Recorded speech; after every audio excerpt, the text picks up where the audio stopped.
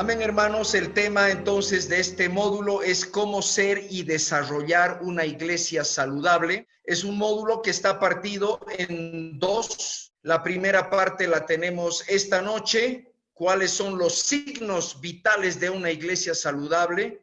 Y la segunda parte la tendremos el día miércoles siguiente, ¿cuál es el impacto transformador de la verdad? Qué pertinente, diría yo, hablar de salud en este tiempo donde hemos sido golpeados por una pandemia, y qué bueno concentrarnos en la salud, en los signos vitales y no en los signos de enfermedad de la iglesia. Sin embargo, vamos a tener que revisar algunos signos de enfermedad de la iglesia. El COVID creo que nos ha dejado una lección a todos. El virus ha venido a quedarse. El otro día veía una publicación de una doctora irlandesa que decía las mascarillas o otras medidas van a ser insuficientes. Lo que sí va a contar para sobrevivir es que tú estés saludable, es que tus defensas puedan hacer frente al virus. Y se podría decir lo mismo de la iglesia. La iglesia va a enfrentar muchas situaciones complicadas y las está enfrentando, pero lo único que va a garantizar y que ha garantizado es que tenga signos vitales fuertes. Permítame compartir la pantalla. Esta presentación ustedes la van a poder tener después de este tiempo de capacitación, luego de responder unas preguntas de evaluación que tienen los cursos. Muy bien, entonces vamos al grano. Ahí está. Muy bien. A manera de introducción, quisiera hacer un comentario de algo que encontré en un texto de estas personas que investigan acerca de plantación de iglesias. Ellos decían, mantener una iglesia sana, una iglesia, digamos, equilibrada, no es nada fácil. Y aquí estoy yo comunicándome con líderes, todos ustedes son líderes que están al frente de iglesias y saben de lo que estoy hablando. Este autor, Johannes Reimer, decía que llevar una iglesia de una manera equilibrada y saludable es como manejar un carro de 3 caballos y que cada generación enfrenta esta triple tensión. Es como manejar 3 fuerzas al mismo tiempo y el desafío es mantener equilibradas las 3 fuerzas. ¿Cuáles son esas 3 fuerzas? Dice, la iglesia tiene que estar adaptada a su contexto, a su medio. ¿Cómo pudiéramos describir la adaptación? Como adoptar todo lo que la gente necesita oír y sentir para no dejar de ser relevante. En otras palabras, por ejemplo, si hoy estamos hablando de adaptarnos a la situación del COVID, obviamente tenemos que hablar sobre esta temática en nuestros mensajes y en nuestros discipulados. Hay gente que viene con cargas y sentir que necesitamos ayudarle a dar respuestas. La otra fuerza o el otro caballo, por así decir, es la restauración. Es decir, tenemos que ser fieles a lo que originalmente se dejó a la iglesia. No podemos simplemente ir a llenar las necesidades de la gente, a las demandas de las personas. Entonces, la restauración la podríamos definir como eliminar lo que no es conforme a un modelo original. Y los líderes están buscando cuál es el modelo original de la iglesia. Una tercera fuerza a la que los líderes tienen que ser fieles es la reinvención. Es decir, estar abierto a lo nuevo que el Espíritu tiene para cada lugar y cada época. Estamos seguros que el Espíritu Santo tiene algo nuevo para Bolivia para este tiempo y tenemos que estar atentos a ello. Pero ahora trate de poner estas 3 fuerzas en equilibrio y va a ver que no es nada fácil. Uno fácilmente puede ladearse hacia la adaptación y entonces comienzan a aparecer enfermedades de la iglesia. Si enfatizo demasiado la adaptación a mi contexto, la enfermedad que voy a tener en mi iglesia es la tibieza. Es decir, tener un pie aquí, un pie allá. Si enfatizo demasiado la restauración, la enfermedad que voy a tener en mi iglesia va a ser el legalismo. Voy a tratar de no salirme de ciertos límites que los encuentro en la sana doctrina y voy a estar a la persecución de cosas que se van más allá de esto. Y si enfatizo demasiado esta fuerza o esta tendencia de la reinvención, el peligro puede ser enfermar de sectarismo, es decir, que termine haciendo algo tan mío, tan único, que nadie más me entienda y me vuelvo una secta. Entonces vean cómo el desafío para un líder es mantener estos tres elementos. Pero esto es solo como una introducción para que ustedes entiendan la importancia del tema que estamos tratando. Obviamente, si vamos a llamar a un médico a la casa para que tome los signos vitales de nuestro enfermo, lo primero que nos va a preguntar el médico por teléfono es, bueno, ¿y está vivo o ya está en las últimas? ¿No? Entonces, sí, lo primero que tenemos que asegurar es que nuestra iglesia está viva para ver si tiene los signos vitales. Perdonen que empiece de esta manera, pero es posible estar llevando adelante iglesias que están muy moribundas. ¿Cómo saber que nuestra iglesia está viva? Hechos 1:8 nos dice, pero recibiréis poder cuando haya venido sobre vosotros el Espíritu Santo y me seréis testigos en Jerusalén, en toda Judea y en Samaria y hasta lo último de la tierra. Esto es la gran comisión de Hechos de los Apóstoles, es el programa de Jesucristo para su iglesia. Y si se fijan, nuestro Señor ya tenía la visión de que la iglesia iba a comenzar en Jerusalén, pero no iba a quedar ahí. La iglesia iba a trasladarse a otro contexto y quizás con algunos años pasar a otros contextos más hasta lo último de la tierra. Nosotros podríamos decir que estamos en lo último de la tierra con respecto a Jerusalén y han pasado 2000 años ya de esta comisión que entregó el Señor a su iglesia. ¿Cuál es el secreto que nos dio el Señor en Hechos 1:8? Dice, recibiréis poder cuando haya venido sobre vosotros el Espíritu Santo. Es imposible llegar a otros contextos, es imposible mantener a lo largo de los años sin que el Espíritu Santo tenga las riendas de la misión de la iglesia. Eso lo vemos ya en el libro de los Hechos. Fíjese que los 12 habían establecido 7 diáconos para que sirvan a las mesas. Todos nos acordamos de este pasaje y dijeron para que nosotros nos dediquemos a la predicación de la palabra y a la oración. Así les dijeron los apóstoles a los 7 diáconos. Pero ¿qué nos cuenta el libro de Hechos inmediatamente después?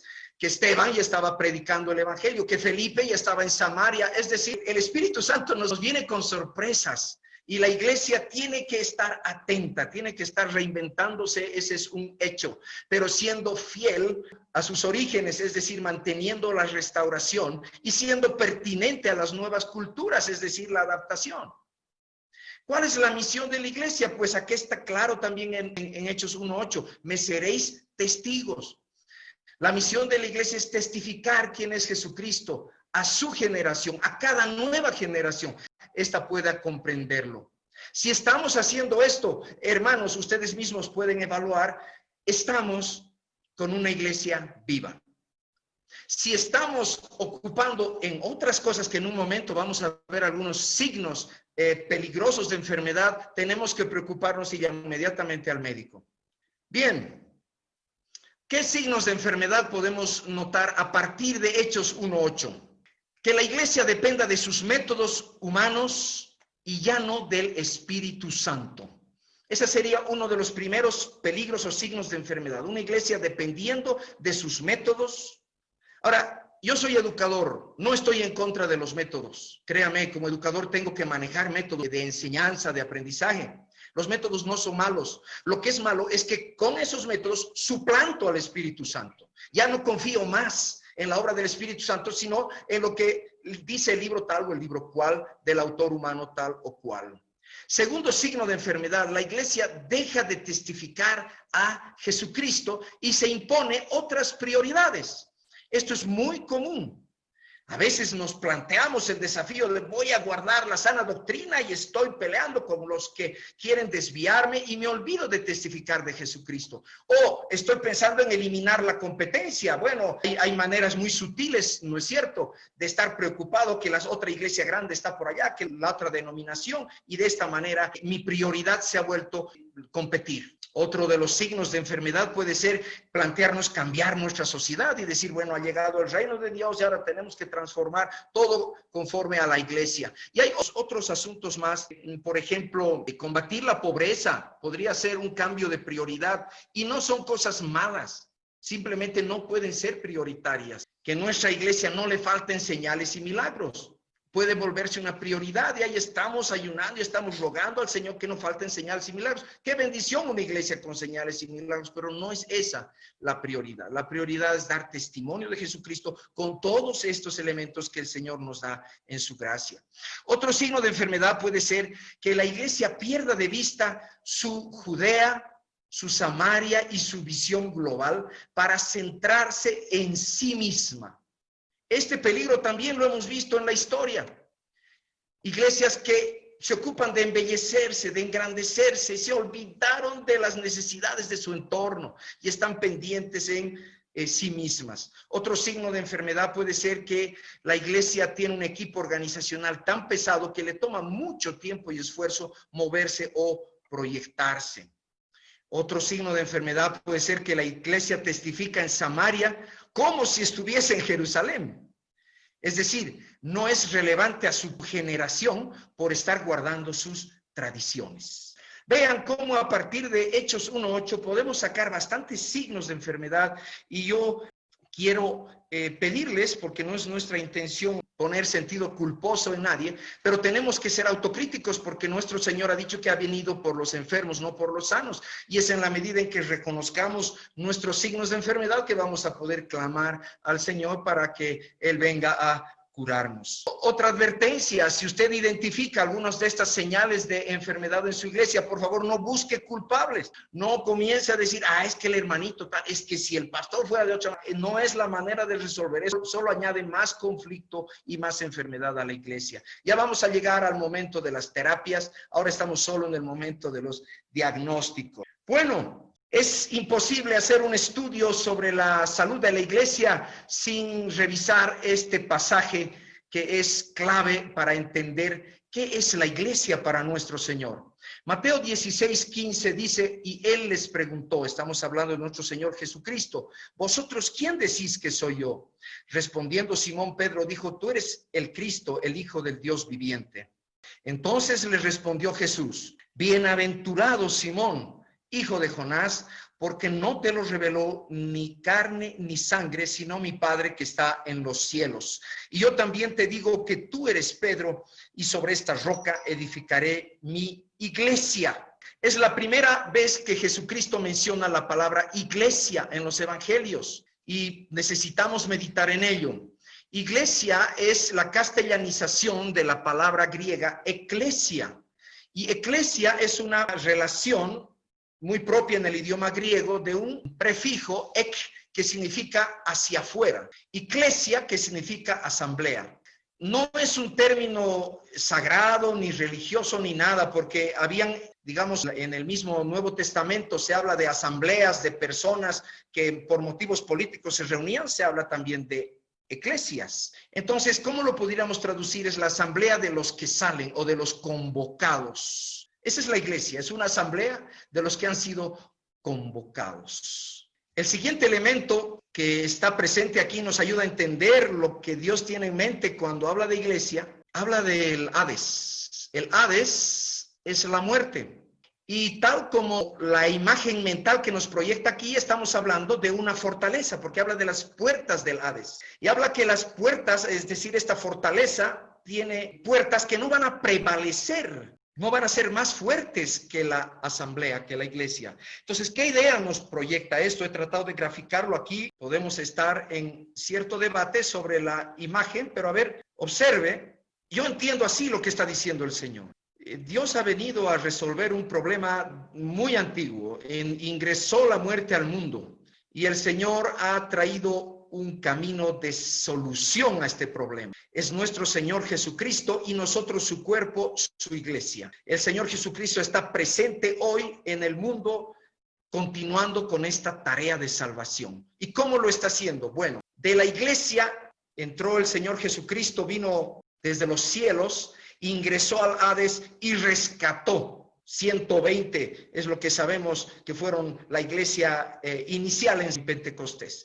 De esos 120 se volcaron otra vez hacia Jerusalén y habían al poco rato 5,000. Y de esta manera, entrando y saliendo, por así decir, del Hades y rescatando personas, la asamblea de los que son convocados o de los que salen se aumenta. Entonces, es una salvación en un contexto hostil, porque el Hades no quiere esto y la iglesia tiene que enfrentar esta situación. Pero esta misma imagen nos puede llevar, bueno, a ciertas convicciones. Primero, al decir el Señor, esto no te lo reveló ni carne ni sangre, sino mi Padre que está en los cielos, tenemos que tener en cuenta, hermanos, que la iglesia es obra del Padre. Es muy fácil para nosotros, con el buen corazón que tenemos, tratar de diseñarle métodos espectaculares para que la iglesia haga este trabajo. Pero no, nadie puede llegar al corazón de alguien y revelarle esta verdad, sino solamente el Padre. Así que la oración podría ser el método más efectivo. Pero la otra cosa que nos aclara este pasaje es que la iglesia es propiedad del Hijo. No es propiedad de una denominación o de un pastor o de algún apóstol o algún profeta. No, es propiedad del Hijo y todos nosotros estamos a la misma distancia a sus pies. Estamos como estrado a sus pies y estamos esperando direcciones de Él. ¿Hacia dónde nos va a dirigir el Hijo? Porque somos su iglesia. Fíjese que aún esto puede tener algunos signos de enfermedad. Permítame mencionar los que he podido ver. Que la iglesia se sienta temerosa y encapsulada por el Hades. Ahí vemos una iglesia reducida, con sentido de un complejo de inferioridad y que ve al Hades como alguien imposible a derrocar, a vencer. La iglesia busca aislarse y desentenderse del Hades. Esto ha sido muy común cuando he dicho, bueno, ese es el mundo y nosotros somos la iglesia, así que no hay nada entre los dos. Y entonces estamos rescatando a las personas, sí, pero las estamos sacando fuera de un contexto cuando el Señor nos ha dicho, ustedes no son del mundo, pero yo los dejo en el mundo. La iglesia pacta con el Hades. Hay la tentación de decir, bueno, no te agredo ni tú me agredes. Pero qué grave error, porque el Hades se va a meter en la iglesia si tú dejas esa actitud sin defensa, sin una actitud vigilante. Esto ha pasado mucho, sobre todo en el terreno intelectual, sobre todo. O lo más terrible, hermanos, que la iglesia llegue a identificarse con el Hades. Esto es lo que yo entiendo como la gran apostasía. Cuando hay iglesias oficiales que emparentan con el poder político y se hacen cargo de todo, por así decir, y dan simplemente el visto bueno a lo que el poder político hace. Entonces tenemos que tener cuidado porque la iglesia no está para pactar, no está para hacerse cargo del Hades, no está para encapsularse ni está para aislarse, está para entrar y salir, rescatar un trabajo misional en un contexto de mucha hostilidad. Bueno, si encontramos algunos signos de enfermedad en nuestra iglesia, por favor, tomemos en cuenta que nuestro Señor ya nos advirtió, los sanos no tienen necesidad de médicos, sino los enfermos. Si la iglesia notamos que está un poco enferma, no busquemos culpables, busquemos al médico. Y aquí está alguien que Dios o el Señor ha encargado para edificar la iglesia. En 1 Corintios tenemos este texto escrito por Pablo. Dice así, capítulo 3, versículo 10, conforme a la gracia de Dios que me ha sido dada, yo como perito arquitecto puse el fundamento y otro edifica encima, pero cada uno mire cómo sobreedifica. Perito arquitecto se entiende que es alguien especialista en su trabajo, que es el diseño de la iglesia. Está hablando de la iglesia. Pero fíjese que su trabajo no fue concluir la iglesia, como dice Pablo, puse el fundamento, pero ahora cada uno tiene que edificar y debe vigilar cómo sobreedifica. Yo lo he interpretado esto no de una manera personal, sino de una manera quizás histórica. Pablo dice, nadie puede poner otro fundamento que el que está puesto, el cual es Jesucristo, y hay una imagen de un fundamento donde ya está establecido dónde son los muros y dónde son los cuartos. Pero si alguien edifica sobre este fundamento con oro, plata, piedras preciosas o con madera, heno o hojarasca, el fuego lo probará. Así termina este pasaje. ¿Qué significa esto para nosotros? Que cada generación está encargada de escoger el material con el que va a sobreedificar. Y podemos escoger asuntos perennes como piedras preciosas, oro, plata, o asuntos muy vulnerables como la madera, el heno o la hojarasca, que el fuego lo va a hacer desaparecer en poco. Bueno, Pablo puso el fundamento de entre 20 y 30 iglesias establecidas en el Asia Menor sobre todo y Europa. Entonces tuvo un trabajo tremendo. Y me sorprendió que ya en la primera generación, cuando Pablo todavía estaba con vida, la iglesia ya había llegado a lo último de la tierra. Fíjese en su carta a Romanos, capítulo 16, versículo 5, dice: saludad también a la iglesia que se reúne en su casa. Está hablando de un colaborador. Saludad a Epeneto, amado mío, que es el primer fruto de Acaya para Cristo. ¿Qué podemos aprender de aquí? Primero, la tremenda velocidad del avance de la iglesia que llegó a lo último de la tierra en la generación de Pablo. Y fíjese, para un poquito para vergüenza de nosotros, no necesitó mucha logística, no necesitó grandes sumas de dinero, no necesitó poderosos medios de comunicación, y la iglesia ya llegó a lo último de la tierra. ¿Qué fue la clave de esta iglesia primitiva? Las relaciones. No la liturgia. Liturgia, ustedes saben, quiere decir el culto, el proceso que se hace en el culto, ¿no? Primero tenemos la bienvenida, después tenemos la alabanza, después se colectan las ofrendas. Esa es la liturgia, el orden del culto. No fue esa la clave. La clave eran las relaciones. Vean con qué amor se preocupa de Epeneto en esta su carta. Y nosotros no sabemos quién era, pero para Pablo era alguien muy importante.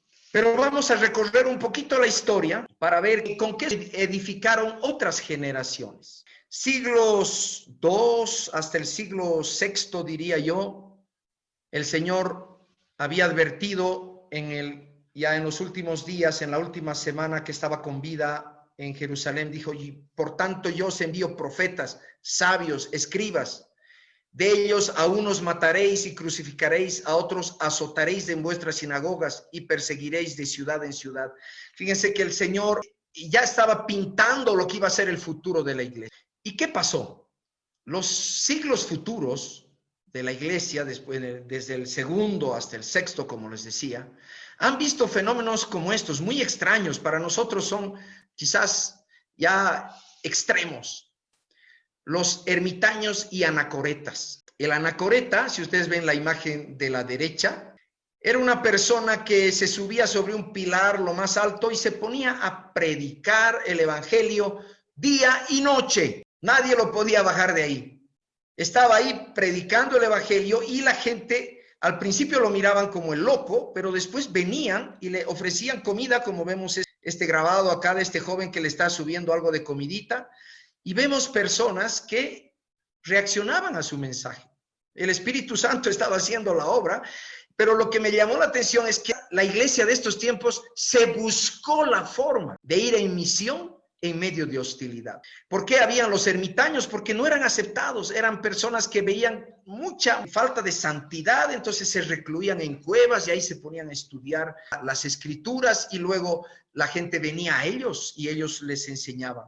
Los monjes y monasterios fue otro experimento interesante. Nosotros un poco los miramos con recelo, pero quiero decirles que en esos tiempos donde los guerreros iban y venían y barrían literalmente las civilizaciones, ellos se encerraron, trajeron todas las escrituras y guardaban no solo la palabra de Dios, sino también muchos hábitos de civilización. Y cuando pasaban estas oleadas bárbaras, ellos salían de sus monasterios y volvían a civilizar Europa, el norte de África, etcétera. Es decir, cada generación buscó la manera de construir con oro, con plata, con piedras preciosas, pero también tenemos tristes ejemplos de que hubieron generaciones que construyeron con heno, paja. Estos son ejemplos que a mí me han llamado la atención en la historia de la iglesia, donde la iglesia, ya emparentada con el poder, se dedicó a los megatemplos. Tenemos catedrales que hoy son sitios turísticos en Europa y en diversas partes del mundo. O actualmente, hace poco, tenemos los escándalos, digamos, no inmorales, pero escándalos porque ha salido en los medios de comunicación y todo de la excesiva riqueza que tienen ciertos líderes evangélicos, como el pastor Macedo de Pare de Sufrir, o la historia triste de las torturas de la Inquisición, donde la iglesia tenía casi carta blanca para torturar y hacer cosas espantosas. Entonces sí, la iglesia a veces se enfermó de poder y grandeza, pero el Señor Jesucristo es fiel. No ha rechazado a la iglesia. Le ha dado nuevas y nuevas oportunidades y Él es el médico. Y cuando nosotros venimos con esta pregunta, Señor, ¿cómo mantener la salud de nuestra iglesia? El Señor va a hacer lo que toca. Vamos a entrar entonces a la siguiente parte de nuestra exposición, que es fe, esperanza y amor en las cartas paulinas, que son, en nuestro entender, como Bray Hope, la clave de la salud de la iglesia. En una carta, en 1 Corintios 13:13, el apóstol Pablo nos da una clave para entender su teología. Dice, ahora permanecen la fe, la esperanza y el amor, estos tres, pero el mayor de ellos es el amor. Entonces, tres signos vitales. Ahora permanecen la fe, la esperanza y el amor, estos tres, pero el mayor de ellos es el amor. Lo que va a seguir va a girar en torno a estos signos vitales de la iglesia. Primero, para ubicarnos de las cartas paulinas, necesitamos ubicar 4 ciudades: Jerusalén, Antioquía, Colosas, Éfeso y Tesalónica. Jerusalén solo la tenemos como referencia, pero la iglesia saludable en este caso era Antioquía. Fue de Antioquía que nacieron las misiones que establecieron la iglesia de Colosas, de Éfeso y de Tesalónica y muchas otras más. Fue esta iglesia que ustedes pueden revisar en sus Biblias, ¿no es cierto? No ahorita, pero ya cosquilleé la curiosidad. En Hechos, en capítulo 11, 12, 13, vamos a ver cómo usó Dios a esta iglesia de Antioquía, que está en lo que ahora es Siria.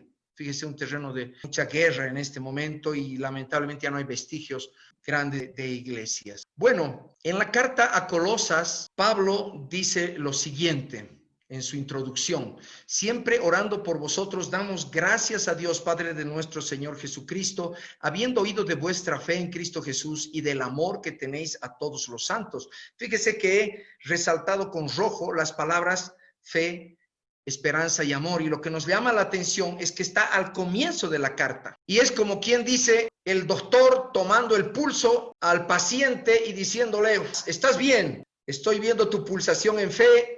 Perfecto, tu temperatura de amor está muy bien y también tu peso de esperanza está bien. Entonces él dice, doy gracias a Dios porque estoy percibiendo esto en ustedes. Ese es en la carta a los colosenses. Veamos a los tesalonicenses. Primera de Tesalonicenses también al comienzo de la carta, su salutación y su acción de gracias dice, damos siempre gracias a Dios por todos vosotros, haciendo memoria de vosotros en nuestras oraciones, acordándonos sin cesar delante del Dios y Padre nuestro, de la obra de vuestra fe, del trabajo de vuestro amor y de vuestra constancia en la esperanza en nuestro Señor Jesucristo.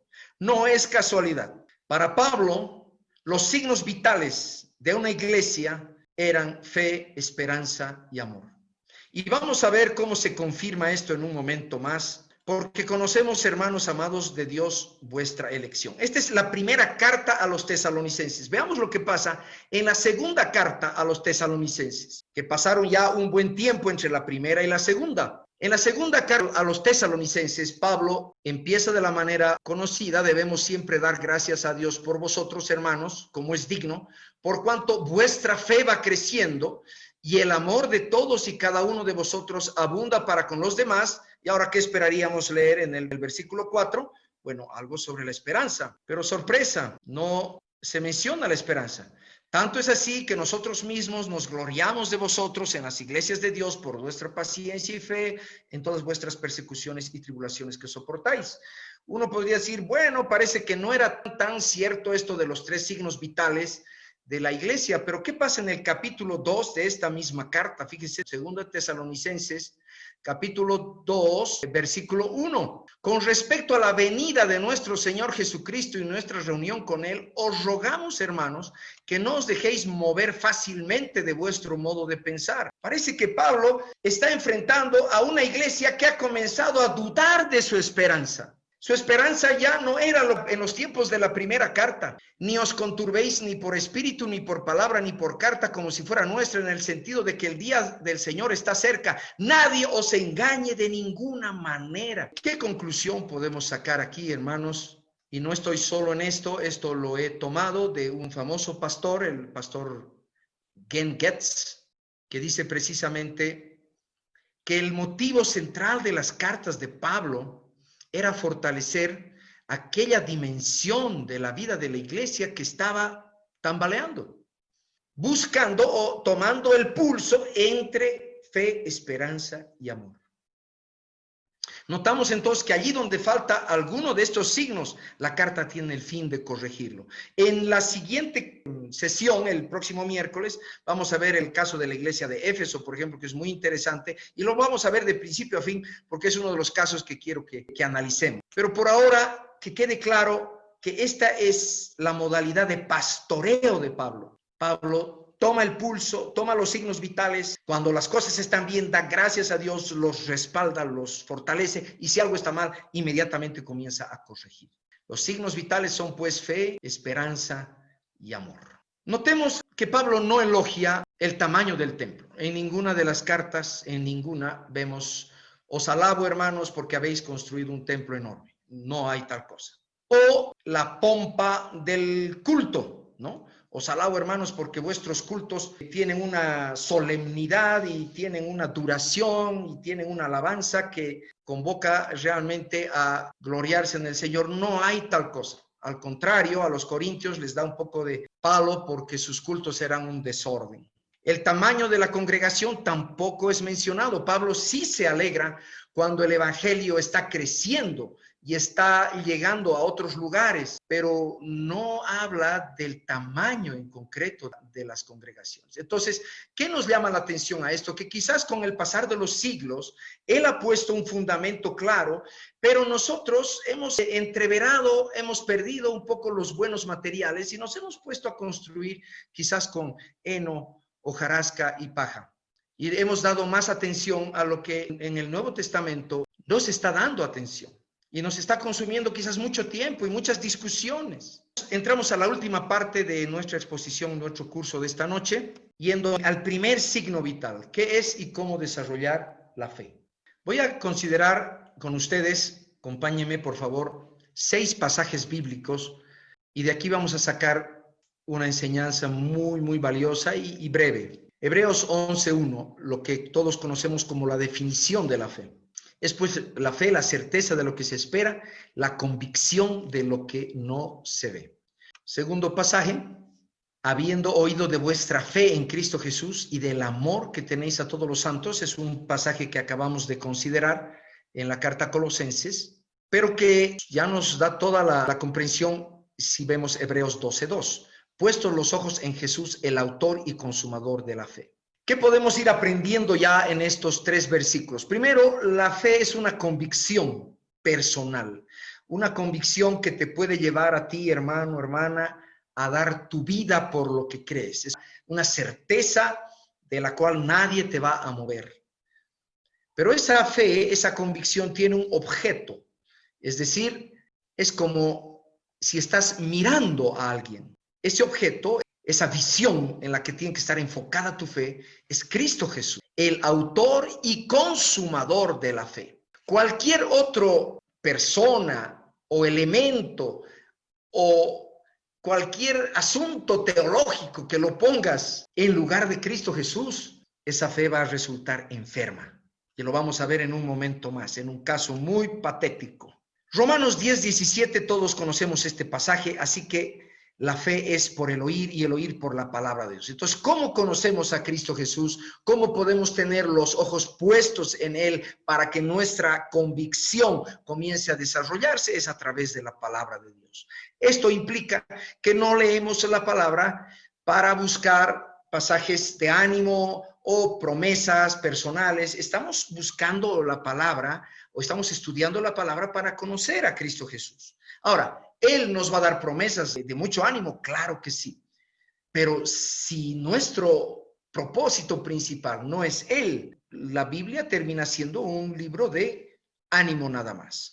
Primera de Tesalonicenses, capítulo 1:3, acordándoos sin cesar delante de Dios y Padre nuestro de la obra de vuestra fe. Este pasaje también lo hemos revisado. Ya nos habla de los frutos de la fe. Y Santiago es más duro. Dice, así también la fe, si no tiene obras, está completamente muerta. Entonces podemos sacar una definición de la fe, y permítame acá, podemos estar en desacuerdo porque es confeccionado, digamos, humanamente, pero yo entiendo que la fe es el conocimiento de Jesucristo en base a toda la Biblia, y a partir de ese conocimiento, el obrar en obediencia. He estudiado el tema desde el caso de Abraham, desde el caso de Moisés, todo lo que Hebreos menciona, y he encontrado que este es el común denominador. Personas que no conocen bien a Dios no pueden obedecer. Personas que conocen bien a Dios son obedientes. La obediencia que viene por obligación o por exigencia se transforma poco a poco en un legalismo, nada más que en una obediencia de labios para afuera. Entonces la clave es el conocimiento de Jesucristo en base a toda la Biblia y obviamente por acción del Espíritu Santo. Ahora, ¿qué otro elemento, qué otro entendimiento de fe se ha colado en nuestros tiempos y que debemos estar cautelosos porque es una fe enferma? Sería cuando definimos fe como una convicción interna, personal, para hacer cosas grandes, o sea, buenas ideas, en el nombre de Dios. Trate de hacer la distinción entre las dos definiciones y ahora con esta ilustración usted me va a entender un poco mejor. A esta yo le llamo la definición saludable de la fe y a esta la definición enferma de la fe. Fíjese que nos remontamos al siglo XI, al XIII, o sea, más o menos, ¿hace cuánto? Hace 900 años atrás. Y durante 200 años no es poco, hermanos, es la historia de Bolivia, ¿ya? La historia de Bolivia tiene 200 años, desde nuestra independencia, digamos, hasta ahora. Bueno, durante 200 años, jóvenes, generaciones fueron movidas por la fe a combatir a los musulmanes. Y esas son las guerras cruzadas. Y los cruzados iban en el nombre de Cristo con una cruz en el pecho y una cruz en el escudo a combatir a los musulmanes en Jerusalén, para sacarlos de Jerusalén. ¿Quién movilizó todo esto? La iglesia. En ese entonces no había iglesia evangélica ni católica, era la iglesia, una sola, porque todavía no había venido la reforma de Lutero. Era la iglesia con asiento en Roma. Ahora, la pregunta es, ¿cuál fe estaba moviendo eso? Porque mover 200 años a generaciones no es poca cosa. Y estas personas dejaban sus casas y dejaban todo por amor a Dios. No era que eran simplemente unos, ¿cómo se llama? Estos que se alquilan para pelear por dinero. No, eran personas muy bien intencionadas. Iban por la fe sana de conocer a Jesucristo y obrar en obediencia. Jesucristo habría mandado hacer estas cosas. O la convicción, estas personas tuvieron, de hacer grandes obras y grandes cosas en el nombre de Dios. Yo creo que estamos de acuerdo en que fue este segundo tipo de fe el que motivó. Y no es poca cosa este segundo tipo de fe. Por eso hay que ser cautelosos. 200 años, generaciones metidas en este asunto. 1219, ahora el caso, digamos, de contraste. Francisco de Asís era un joven que fue a las cruzadas, fue librado por milagro de la muerte, volvió a su pueblo natal, Asís, estaba muy enfermo y de ahí recuperó. Y leyendo el Evangelio de San Mateo, se convirtió a Jesucristo y comenzó a revisar todas sus convicciones a la luz de la Biblia. Todo eso hay testimonio. Y en cierta ocasión decide volver a las tierras donde estaban los cruzados peleando y se acerca a Egipto, que era el lugar donde estaba sentado el sultán Malik al-Kamil, y viene a predicarle el Evangelio. Solo, él fue solo. Fue ahí con su morralcito, no cargó maletas, se fue seguramente caminando un buen trecho, no fue un viaje seguramente fácil. ¿Qué dijo el sultán de Egipto, de Francisco de Asís? Si conozco otro cristiano como tú, me hago cristiano. ¿Se da cuenta cuánta sangre nos hubiéramos ahorrado? ¿Cuánto dolor nos hubiéramos ahorrado si simplemente hubiéramos hecho las cosas como manda Jesucristo y no como a nosotros se nos ocurre? ¿Cuál fe estaba moviendo a Francisco de Asís? ¿Conocer a Jesucristo y obrar en obediencia? ¿O la convicción de obrar grandes cosas en el nombre de Dios? Sabemos que Francisco no solo visitó al sultán, reunía a los musulmanes del pueblo común y les predicaba el evangelio. Y el Espíritu Santo estaba con él, estaba obrando maravillas con él. Había un respaldo de la autoridad de Dios a este hombre frágil y de apariencia muy pobre. Entonces, quisiera dar algunas sugerencias prácticas para que nuestra fe sea sana y no nos desviemos con aquella fe enferma que ha causado muchos dolores a la humanidad y a la iglesia. Primero, identifique si la fe en su iglesia es una fe sana. Segundo, pida perdón por centrar la vista de la fe fuera de Jesucristo, en cualquier cosa que usted haya estado buscando fuera de Jesucristo. Tercero, pida perdón por ser indulgente, o sea, por ser permisivo con la fe muerta, con la fe que no tiene obras. Cuarto, establezca como prioridad en su vida conocer a Jesucristo según todas las escrituras, Antiguo y Nuevo Testamento. Elimine de su corazón las buenas ideas, conforme vaya conociendo quién es Jesucristo y cuál es su voluntad. Comprométase a obedecer diariamente sus mandamientos. De todo esto, a quienes decidan hacer el producto del curso, no están obligados todos, hay una guía para ayudarles a ir paso por paso con algunas ampliaciones más, estas sugerencias prácticas y también algunos instrumentos de evaluación para que identifique cómo está la salud de su iglesia. Luego transmita este estilo cristocéntrico de vida a su iglesia. En otras palabras, comience usted mismo y luego vaya con oleadas contagiando esta fe a su iglesia. Quiero, para terminar, con esto estamos acabando, mostrarle cómo alguien que conocía a Jesucristo, que intimó con Jesucristo, el apóstol Juan, nos habla de él, y aquí tiene usted un currículum para todo un año o 2 años de prédicas dominicales acerca de Jesucristo. Solo un versículo, fíjese, Apocalipsis 1:5, él está mandando saludos a las iglesias de Jesucristo, el testigo fiel. Ahí tiene hartísimo para predicar sobre qué significa el testigo fiel. El primogénito de los muertos. Wow, está hablando de la resurrección del Señor. Esto se conecta con nuestra resurrección y todo lo demás. El soberano de los reyes de la tierra. ¿Qué significa esto?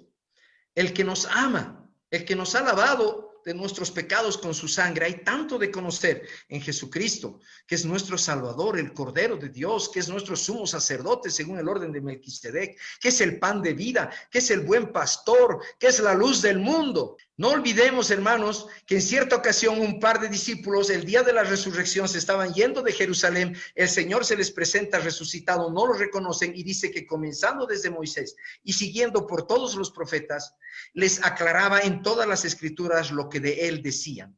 Esta es la tarea para desarrollar la fe sana. Comenzar desde Moisés, desde Génesis, y siguiendo por todos los profetas, el resto del Antiguo Testamento y el Nuevo Testamento, e investigar qué es lo que hablan las escrituras acerca de Jesucristo y esto enseñarlo a la iglesia.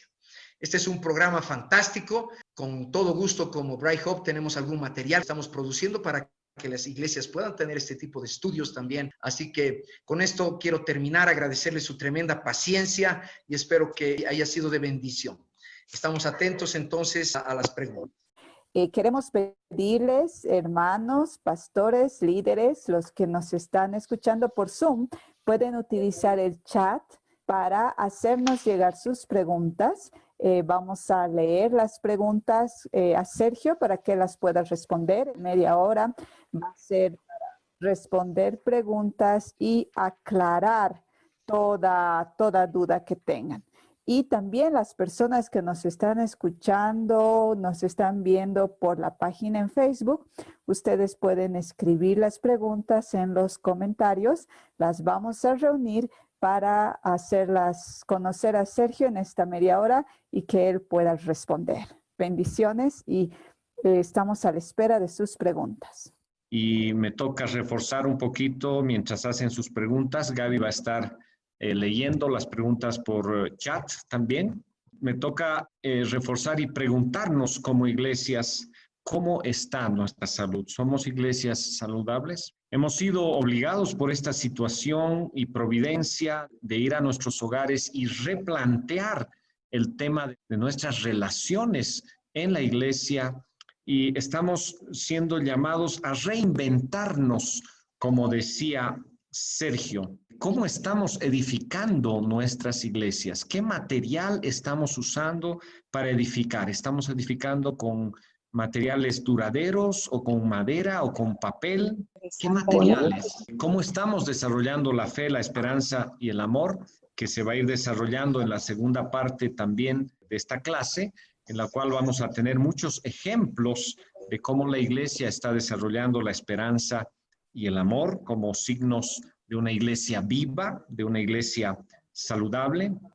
Y quizás reforzar algo que he ido hablando por mucho tiempo con diferentes líderes, con muchos de ustedes, en cada sesión de sentarnos juntos, de hablarle a su iglesia, desarrollar un proyecto allá en la iglesia.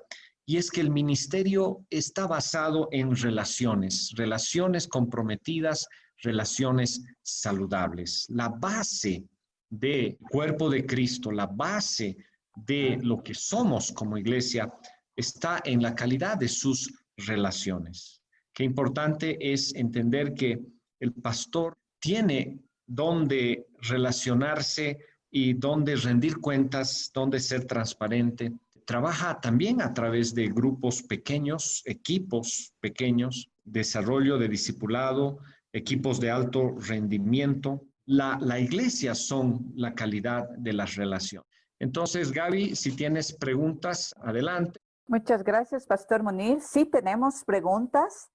Si puedes mencionar ejemplos de pactos con el Hades. Por ejemplo, en el campo que yo me muevo, que son las universidades, la iglesia ha hecho muy poco para defender la postura de la creación en el terreno científico, a tal punto que para ser científico prácticamente uno tiene que negar lo que dice la Biblia en cuanto a los orígenes, es decir, se habla de los millones de años de evolución y no se habla de los 6 días de la creación. Incluso dentro de la propia iglesia, esta postura es criticada como una postura, digamos, anticientífica o que no tiene base, cuando es exactamente al contrario. La postura de la creación bíblica, tal como está revelada en Génesis, tiene abundante evidencia, abundante, y es coherente con las principales leyes de la física, de la química, de la biología, de la estadística. Entonces, cuando uno conoce esto, se pregunta, ¿por qué mis antepasados, hace 100 años o 200 años, cedieron tanto, o sea, retrocedieron tanto frente a estas teorías que no tienen un sustento, que se basan más bien en especulaciones, que las hacen aparecer científicas, pero que tienen el apoyo de todos los medios de comunicación, etcétera, etcétera, que de tanto repetirse una mentira, uno piensa que es verdad, pero no es así. Entonces, para mí ese es un ejemplo muy concreto de seminarios teológicos, quizás en Europa, no sé, hace 100, 200 años, que accedieron y dijeron, ya no vamos a tomar en serio el Génesis como un libro histórico y lo vamos a considerar una mitología nomás, unos cuentos para los antiguos que no entendían bien las cosas, y vamos a tomar todo lo que dice la ciencia de la ilustración como verdad. Una guerra cedida, o sea, es un pacto, es como decir, te cedo mi verdad a cambio de nada. Entonces, ahora es difícil para los académicos cristianos en cualquier área ponerse firme en las universidades respaldando lo que dice la Biblia. No es fácil, es toda una pelea. Yo lo digo porque estoy en esa pelea. Entonces, hay varios ejemplos de esto. Muchas gracias, Sergio. Otra pregunta es, ¿a qué se refiere cuando habla que la iglesia testifica en Samaria como si estuviera en Jerusalén? Ya, es cuando, por ejemplo, ¿qué pasaba en Jerusalén? La audiencia de Jerusalén tiene mucho background, no sé si me entienden esa palabrita, tiene mucho trasfondo judío, porque en Jerusalén estaba el templo, estaban los sacerdotes. Entonces, si yo le hablaba a alguien acerca de Dios, por ejemplo, en Jerusalén, la idea que venía a la mente del judío era el Dios de las Escrituras. Pero Samaria había sido contaminada por invasiones griegas. Y entonces cuando yo le digo a un samaritano y le hablo de Dios, él me va a preguntar, ¿cuál Dios? No todos los samaritanos eran tan monoteístas como los judíos. Entonces, para mí el ejemplo más claro es cuando la iglesia quiere hablarle a esta generación, a la generación post-millennium, ¿no? Post-millennial, en términos en que se hablaba hace 20, 30 años, ¿no?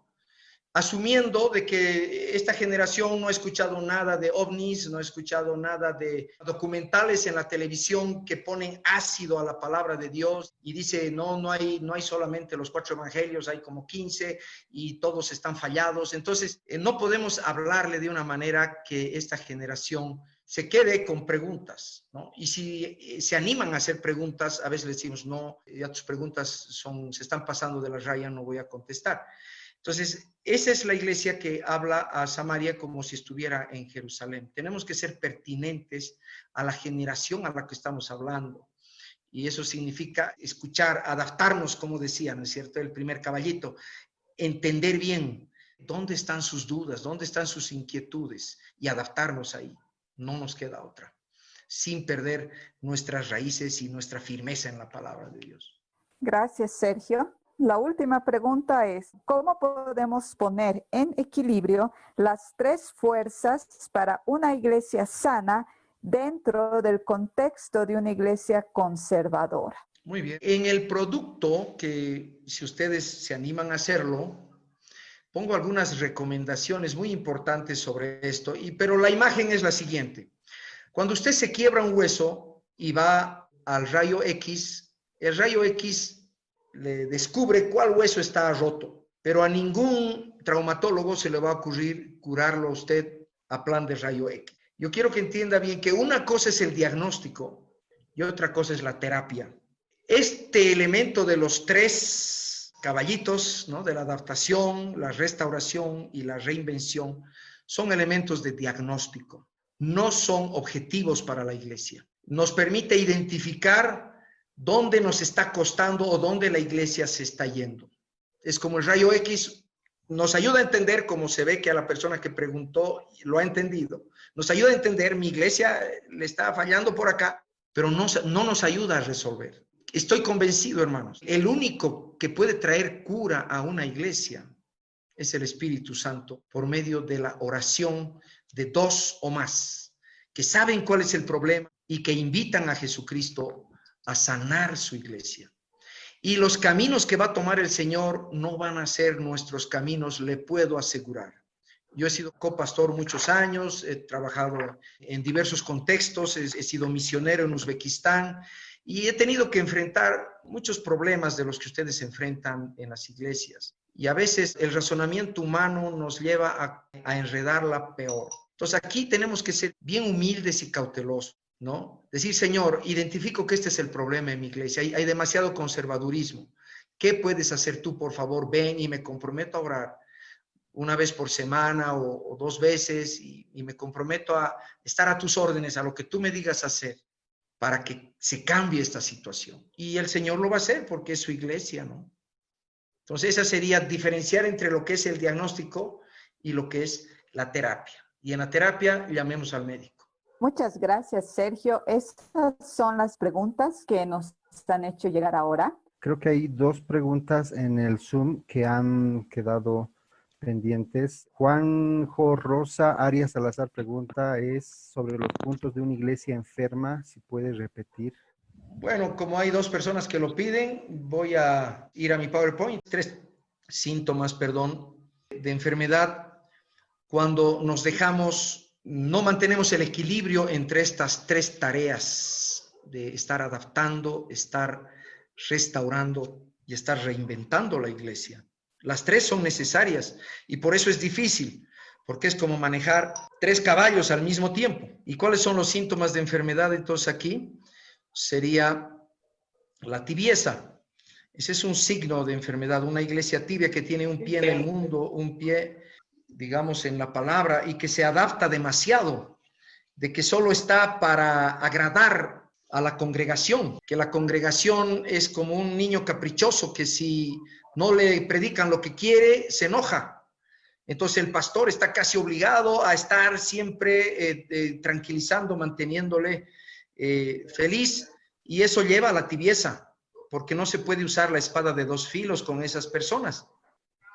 Otro de los síntomas de enfermedad de una iglesia es el legalismo. Cuando decimos la iglesia es esto que yo viví, o esto que aprendí, o esto que está en nuestras doctrinas básicas, o esto que está en el libro tal, y de ahí no salimos, y todo lo que se salga de eso lo comenzamos a cercenar y a combatir, ¿no?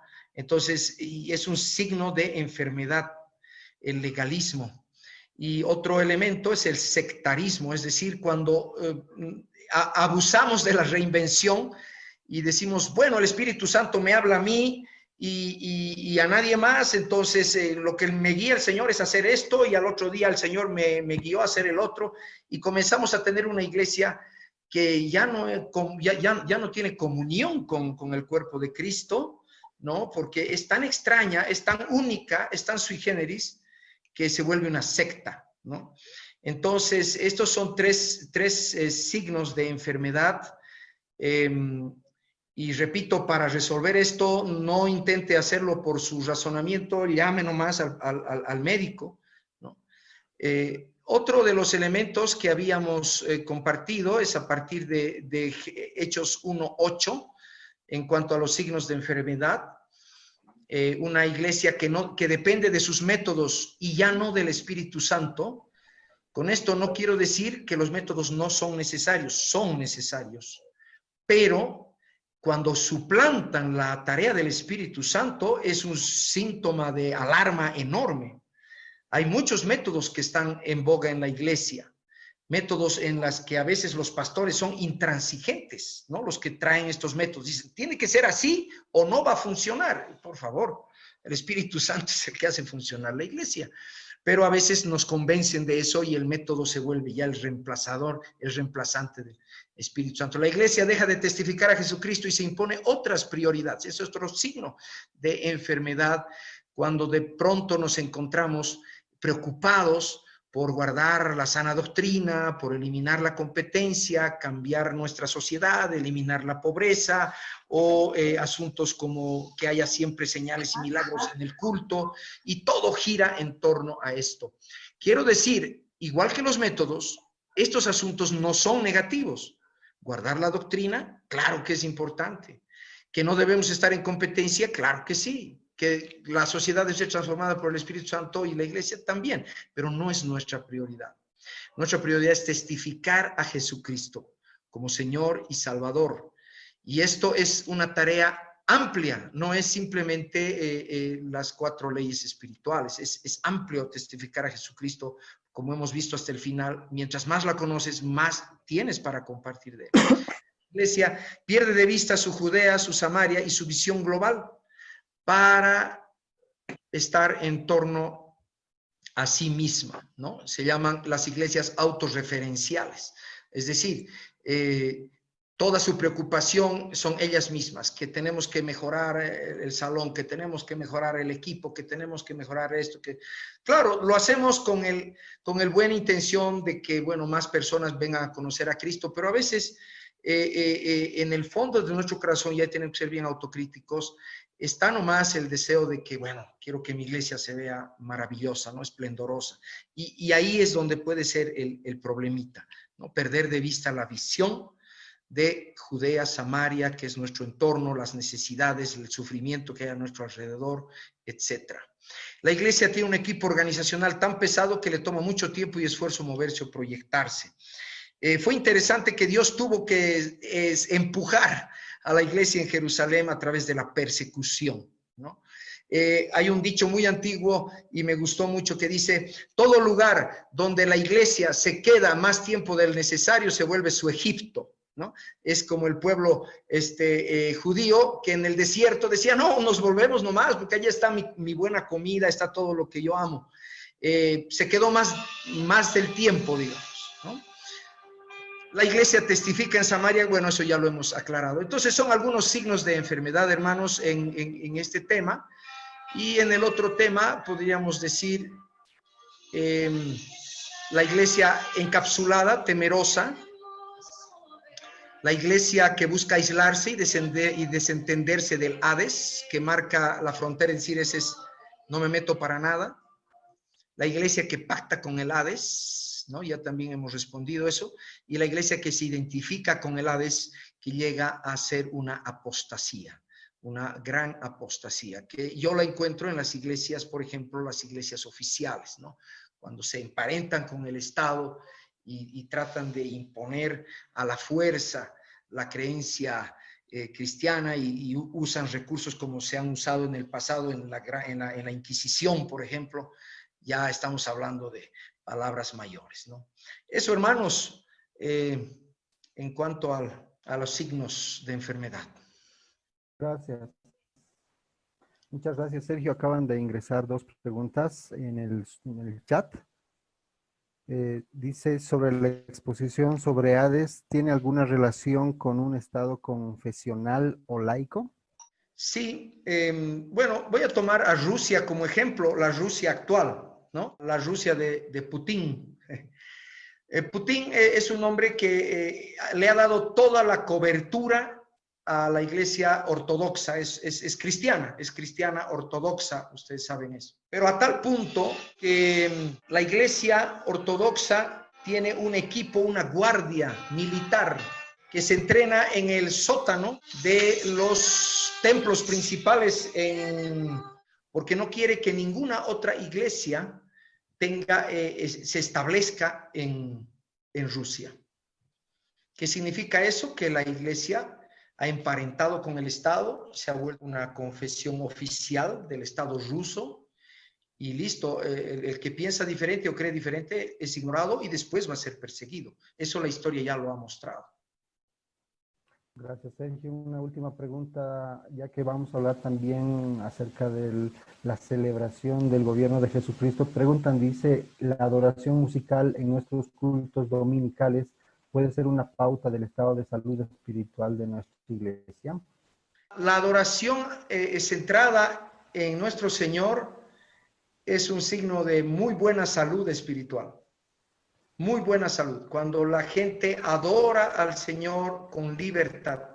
Hay adoraciones o letras, ¿no?, que están centradas en la persona, en el cristiano, digamos, ¿no? Señor, tú me has hecho esto, Señor, tú me das, Señor. Es decir, todo está en un aspecto confesional y hay que ser un poco atentos a quién están agradando con esas alabanzas. Si está proyectando mi estado emocional de tristeza o de cómo me siento yo nada más, o estamos adorando realmente al Señor. Entonces, una iglesia que tiene su adoración centrada en Jesucristo, centrada en el Padre, en el Hijo, en el Espíritu Santo, es un excelente signo de salud, muy bueno. Una iglesia que tiene alabanza centrada en la persona, yo diría hay que preocuparse, algo está pasando, ahí el hombre está demasiado importante. Ahora, si en la iglesia el que está guiando la alabanza comienza a forzar, a levantar el ánimo a la fuerza, ya estamos hablando de otra cosa. Ahí sí, pues parece que hay una enfermedad en cuanto a la adoración. Porque cuando uno conoce a Jesucristo se vuelve adorador automáticamente. O sea, te nace adorar. No necesitan forzarte, chantajearte, decir, no, el que quiere adorar al Señor salte o haga tal cosa o tal otra. O sea, no es necesario, no es necesario. Simplemente nace y fluye porque uno está lleno de amor por Cristo, ¿no? ¿Me permites añadir ahí algo, Tomás? Hablando de la adoración de la música, otro peligro también es hacer de la adoración, de la alabanza, algo muy individual, ¿no? Un individualismo que no genera relación. Hemos dicho que la otra cara de la moneda y lo fundamental en el ministerio o en la iglesia son las relaciones. Entonces, a veces estamos tan concentrados en largos tiempos de adoración, de oración muy individual, uno solito con Dios, y no importa a mi alrededor, eso también genera que de los 2 horas o 2 horas y media que tenemos en el culto, 1 hora y media solo hemos estado como solos, sin nada. Entonces, ¿cómo podríamos promover cultos participativos Por ejemplo, en vez de orar solito, orar en grupos pequeños, aunque sea la iglesia grande, parar a la mitad en un tiempo y que 2 o 3 estén orando unos por otros, adorando, etcétera, ¿no? O sea, el individualismo, y alguien hablaba ahí también del tema de la música, ¿no? Que muchas veces se ha desvirtuado, la música de moda, etcétera, y a veces puede estar centrada en uno mismo o centrada en autoayuda y pierde en algún momento el enfoque del sacrificio de alabanza a Dios, ¿no? De nuestro corazón a Dios. Los días. Señor amado, gracias por esta hora y media, casi 2 horas en la que hemos podido compartir a través de estos medios virtuales, pero sabemos que tú has estado hablando, obrando en nuestros corazones, abriéndonos el entendimiento en algunos aspectos que necesitamos hacer ajustes en nuestras propias vidas y en nuestras iglesias. Señor, aquí estamos delante de ti, queremos ser usados por ti en este tiempo de crisis. Sabemos, Señor, que tú eres soberano, sabemos que tú eres el que tiene la última palabra y sabemos que a todo lo que nos lleva a un tiempo de crisis es a mejorar, es a conocerte más, es a recibir de ti mayor bendición, es a tener un avivamiento en nuestras familias, en nuestras vidas, en nuestras iglesias. Oro por las necesidades de tus siervos, de tus líderes, oro por cada situación que solo tú conoces, Señor, y conforme a tu palabra quiero bendecir la vida de cada uno de mis hermanos y hermanas. Que la gracia de Dios, el amor de Dios, la perseverancia del Señor esté en tus corazones en este día y todos los días. Gracias te damos, Señor, por este tiempo. En el nombre de Jesús. Amén y amén.